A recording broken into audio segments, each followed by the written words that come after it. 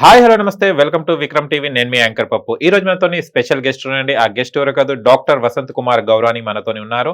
ఆయన చాలా వరకు చాలా హెల్త్ డిసీజెస్ వస్తుంటాయి అందరికి. అండ్ దానికి మనం పరిష్కారం ఇప్పుడు సార్ని అడిగి తెలుసుకోవడానికి ప్రయత్నిద్దాం. నమస్తే సార్, నమస్తే. ఎలా ఉన్నారు? Yeah! Fine.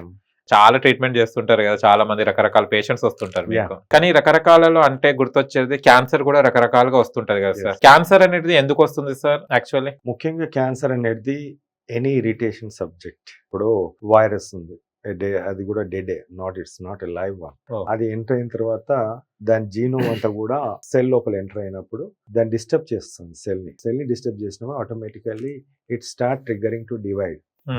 Either carbon particles. ఇప్పుడు మన ప్లాస్టిక్, మీరు వాటర్ బాటిల్ తాగుతారు, దాంట్లో ఉండేది plastic carbon particles. It's high carbon. నాట్స్ మనకు గ్లూకోజ్ లో ఉండేది తక్కువ.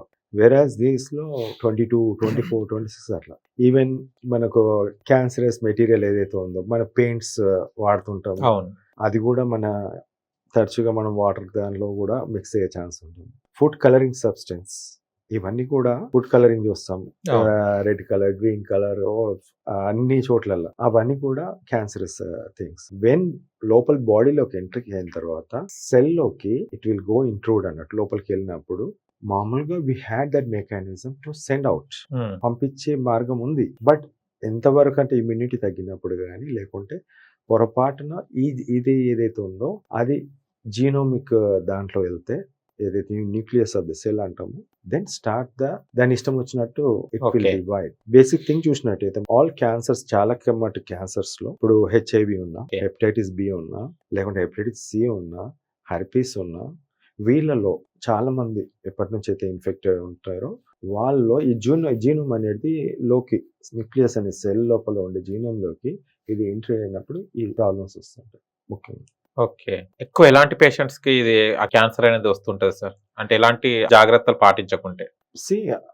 వీళ్ళకు వెజిటేరియన్ వాళ్ళకు అని కాదు, లేకపోతే నాన్ వెజిటేరియన్ అనే వాళ్ళకు కాదు, బట్ ఈవెన్ ఆల్కహాలిక్ ప్రతి వాళ్ళకి. ఇప్పుడు లంగ్ క్యాన్సర్ ఉంది బికాస్ ఆఫ్ ఫ్రీక్వెంట్ స్మోకింగ్. అంటే చాలా స్మోక్ చేసి లాస్ట్ కార్బన్ పార్టికల్స్ డిపాజిట్ అవుతాయి దాంట్లో కూడా. There lot of thousands of chemicals in that one also that will modify the cell ని డిఫరెంట్ గా చేంజ్ చేస్తుంది. ఓకే.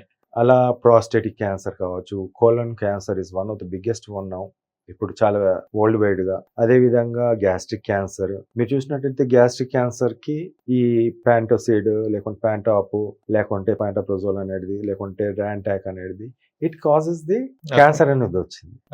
ఇన్ని రోజులు వాడింది కదా, ఇప్పుడు వాడుకలో చాలా మంది ఉన్నారు, but they stop that one. ఈ మెడిసిన్స్ కొన్ని ఆపేశారు బికాజ్ గ్యాస్ట్రిక్ క్యాన్సర్. ఓకే. అలా బ్రెయిన్ ట్యూమర్ కావచ్చు, లేకుంటే మిగతా చోట్ల కూడా లివర్, ఇప్పుడు హెపటైటిస్ బి లో, హెపటైటిస్ సి లో, hepatitis causing the liver cancer. Okay.